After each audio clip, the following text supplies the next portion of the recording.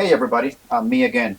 I made a video earlier about tips that you can use when it comes to dating a woman, how to screen them better for a future girlfriend or wife. And I spoke on those 10 tips briefly. So I'm going to speak on the sixth point that I gave, which is if she happens to have both of her parents at home. Is that a good thing? Yes. Are you safe? No. You have to do some homework. Let me explain to you why. One of the things that you have to do when you are dating this woman is to also know her family. You have to know her father and you have to know her mother. What kind of a household she grew up with, what kind of dynamics were in the house. If the father, the leader of the house, is he a masculine man with masculine traits, the guy who takes charge, the guy who is the leader, the provider, and also the protector, does he behave and act like one? The other thing that you have to pay attention to is he active in her life? Is he involved in the raising and the disciplining of the kid? Let me give you one example when it comes to disciplining of the kid. My daughter, her friend was telling her that her mother does not let her father discipline the kid. The father really wanted to discipline the way we men discipline our kids, and the wife would not let the father. Guess what happened to this kid? This kid became intolerable and unmanageable. This kid became a troublemaker. They couldn't handle him. And this friend of my daughter was telling us that they actually sent her brother out to live with her grandparents up somewhere in Oregon or someplace like that because they couldn't handle it. And I was asking my daughter, what's going on with the dad? Why didn't he take charge? Why didn't he discipline the kid? Why doesn't he put his foot down and tell his wife that he's also part of the discipline and raising of the kid? The one time the kid punched the dad on the face, that is how bad the raising of this boy is. And this boy is 15 years old. So you do have to pay attention, not just because the father is in the house and not just being present, but he is heavily involved in raising the kids. My daughter told her friend, that kind of crap will not fly at my house. My dad will not let any of that fly because my dad was very strict when he was raising us, and none of those things would have happened. He would not let us get away with any of those things. So my daughter is telling her that. Now, when you go date this girl, you have to pay attention to those things. You need to go meet her family and pay attention to the dynamics of the home.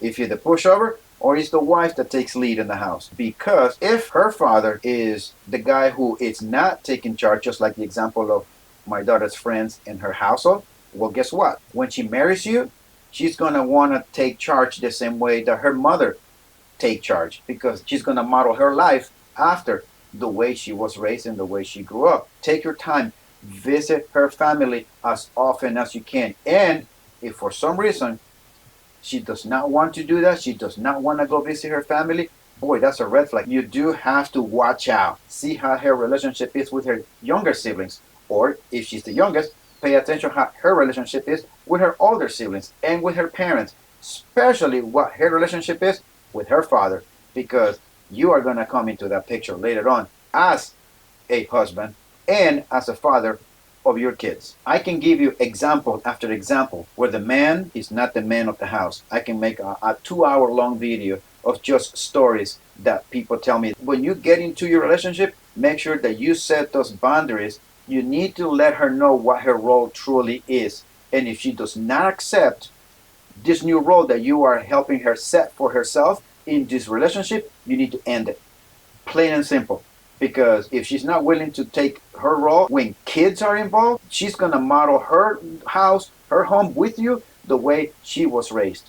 And you cannot afford to do that, because child support, alimony, all of those things, you're going to pay dearly because you decided to overlook all of the red flags because she was beautiful, she was hot, you loved how she did it to you, and all of the bedroom fun that you have, decided to overlook all of these other red flags. Then you're going to pay dearly in the courts. And boy, she's going to take you to the cleaners. You're going to really regret. So take your time, guys. Please do take your time. I hope that this video has become a benefit to you guys. I really do. You cannot overlook and just ignore some of the red flags and some of the things that could possibly cause you a problem. You need to also learn more about her family. That's part of the vetting of the future girlfriend or wife. It's not just vetting her, but you also have to vet her family. You actually need to go beyond just your girl. you need to go into her family and into her siblings as well. Pay attention to all of those things. Take your time. Do not rush into a relationship. Do not rush into a marriage. Do not rush into moving in with this person. Take your time to get to know this woman.